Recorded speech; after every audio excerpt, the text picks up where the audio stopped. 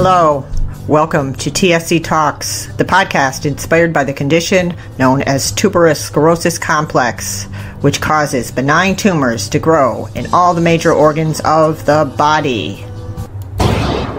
So, I'm going to be doing this podcast and interviewing my children who have tuberous sclerosis complex, 3 of them, and my other children that don't, and how their lives are affected, what daily life is like. And I love football, and this is just a trial, so I'm going to be natural. Anyways, so we're just going to talk.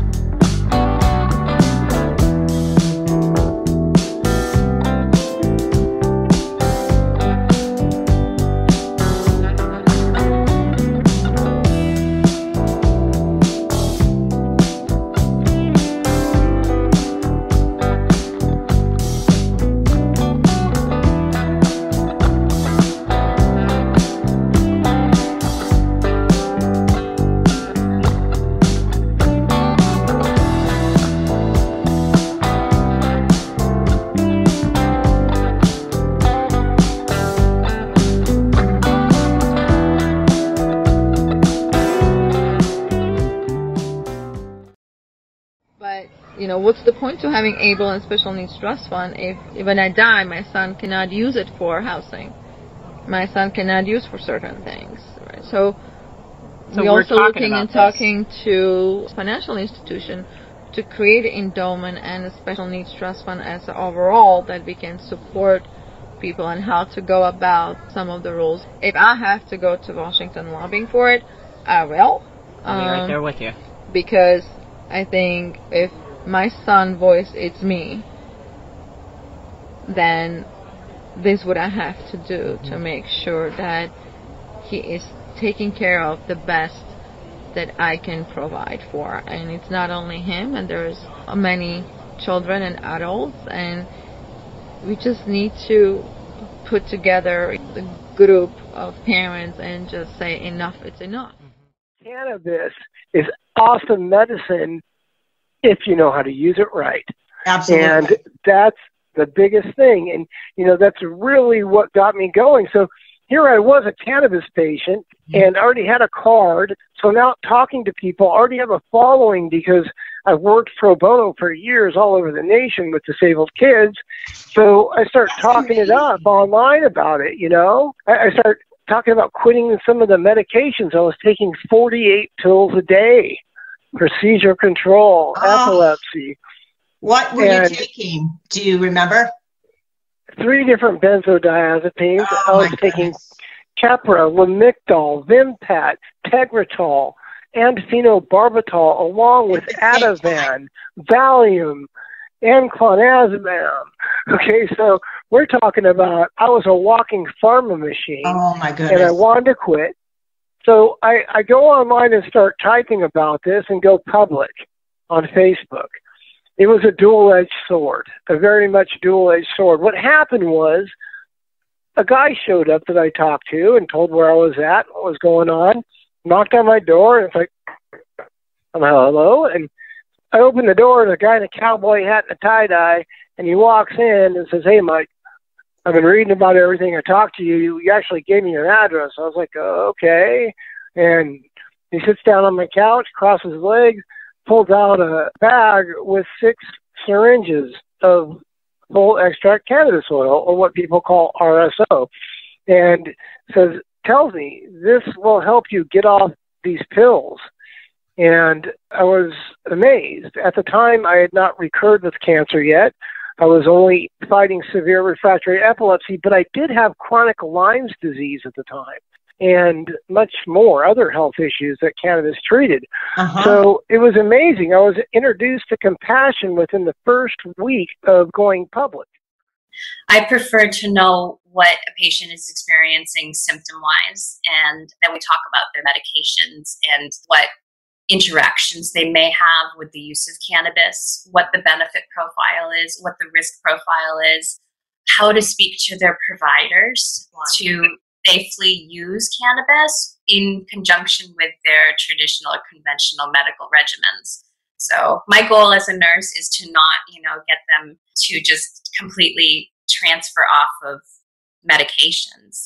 I think there's a lot of poor information out there. A lot of people think that, it's either or, and it shouldn't be. There's a lot of great things available through modern medicine. There's also a lot of great things available through holistic and integrative medicine. Passion. And one question about what you said, what was it that you liked about marijuana or about cannabis? What did it do for you? I think that the marijuana high, smoking marijuana, on one level, allows one to relax, and music seems better, and sex seems better, and most experiences that we enjoy in our life, I think, can be enhanced by the marijuana high. So part of it was simply on that, but I really thought that it improved the quality of my life. It caused me to slow down a little bit. And I think now, after years and years and lots of studies, there are studies that deal with this issue, that the impact of the marijuana high is that time seems to slow down to the user. And as a result, for most of us, we notice things about life. We appreciate things about life that perhaps we were too busy. We were rushing through. We were trying to worry about, how do I get to work on time, and how do I get to satisfy my boss and move on to the next week. Whereas once I became a smoker, I think it caused me to generally appreciate life as it was. It wasn't always perfect. I was a struggling young lawyer during those early years, like most others. But I thought my life had been enhanced by the experience of being introduced to marijuana. So the idea that we might substitute marijuana for alcohol for millions of Americans if we simply legalize marijuana seemed very appealing to me. Yeah.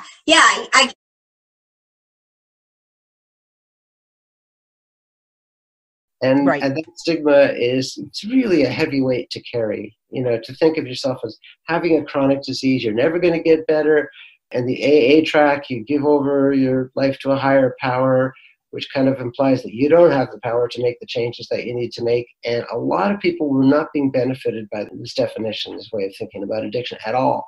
So I began to realize that other people, I wasn't the only one, there were other people in the addiction field who also saw addiction not as a medical issue, not as a brain disease, but rather as a social issue that had to do with trying to deal with trauma, difficulties in development, having come through childhood experiences of emotional or physical or sexual abuse and neglect and other nasty experiences. For me, it was boarding school. That was pretty awful. And the correlations were intense, that the more people who had been through traumatic or difficult childhood or periods in their adolescence had a much higher chance of becoming drug addicts in adulthood.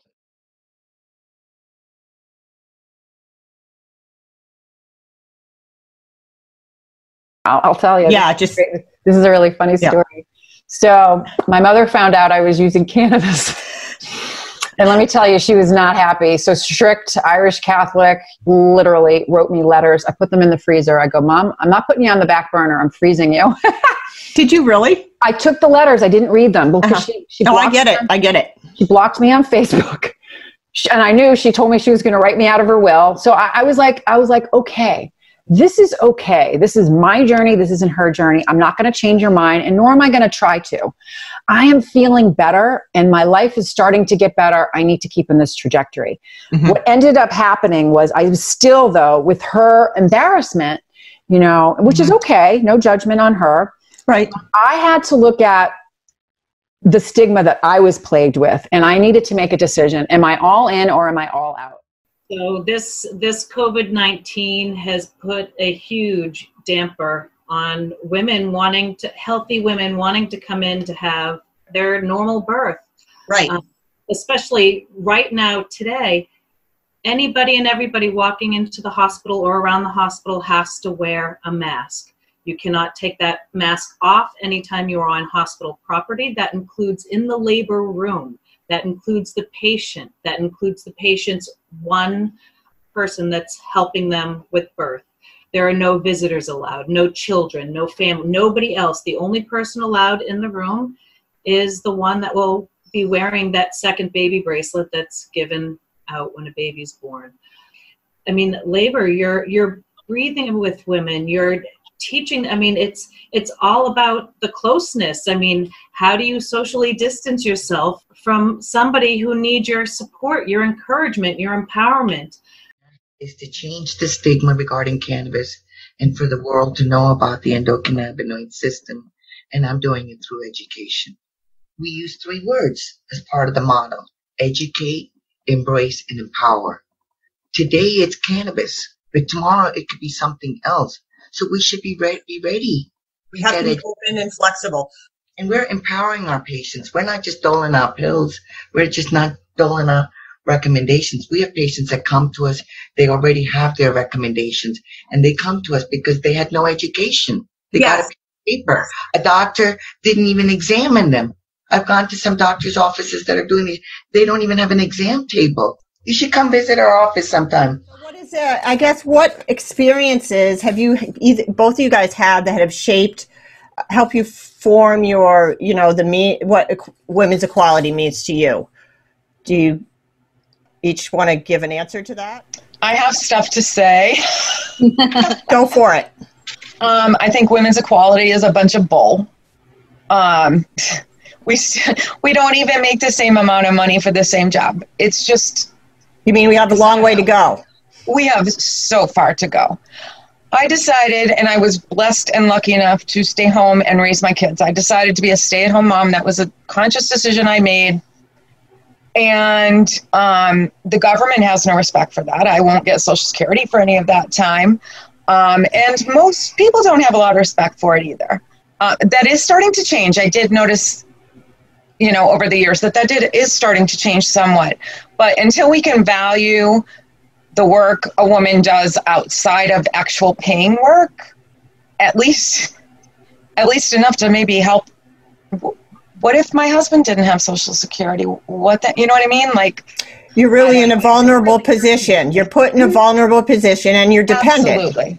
Yes. And I looked to my mom, and my mom walked away from a marriage, and luckily she owned her own business, and that's who I emulated. But she lost out on a lot of things too, because there is not equality. Hello, everybody out there in listener land.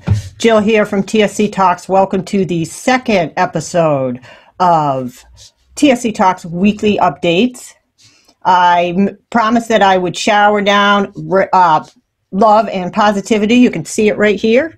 I put it in my screen in the background so I can remember to stay focused on that, because you know what? I'm not having the best day. I will put that out there right now. Things, but I think this is part of, how about that, the culture of oppression, that oppressors tend to start getting angry at people who have an opinion different than theirs. Mm-hmm. And I think clearly, by every measure of the issue that he's raising, rich, white, older men having an opinion about other people who are not rich, white, and older men should be happy with their position in life and could, kind of shut up. Yeah. I think your own life experience, a lot of people out there who are living kind of in the margins of society because you have perhaps an unusual family issue, a disease, a disorder, a dysfunctional family, a bad roll of the dice today. And so that you have issues where you need to talk out, you need to go for help. As a country, do we have still the old concept that we're all Americans, we're all going to help each other? So microdosing is taking a subperceptual amount of pretty much anything, but it's most commonly used with psychedelics or sometimes cannabis. You can microdose cannabis. Basically what you're going for is a subperceptual effect, so that you know, you have a slight increase in brain connectivity, but you're not having so much electricity or connectivity in the brain that you're tripping or having a plant journey, but you're in this sort of like subperceptual spot, slightly more open to life, perhaps slightly more focused. And it's something, you know, probably that people have been doing since ancient times, but the person who made it famous, or the person who really kind of operationalized it as a psychological treatment, was James Fadiman, Dr. James Fadiman. So